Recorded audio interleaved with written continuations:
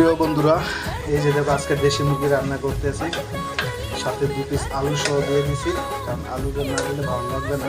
এই যে দেখো আমি তোমাদেরকে দেখাচ্ছি রান্নাটা কেমন হয়েছে, কমেন্ট করে জানিয়ে দিও, ঠিক আছে। আজকে তোমাদের সবার দাওয়াত রইলো। ভিডিওটা বেশি করলাম না, অল্প একটু করলাম। আর এখানে এই যে ভাত, ঠিক আছে।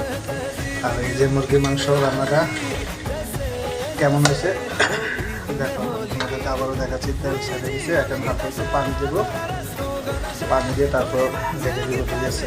মোটামুটি প্রায় 80% সিদ্ধ হয়ে গেছে মুরগির মাংস রান্না। বাংলা বলে ছেলেরা নাকি পারে না রান্না করতে, এই যে দেখো তোমাদেরকে প্রমাণ দেখিয়ে দিবেন, ঠিক আছে।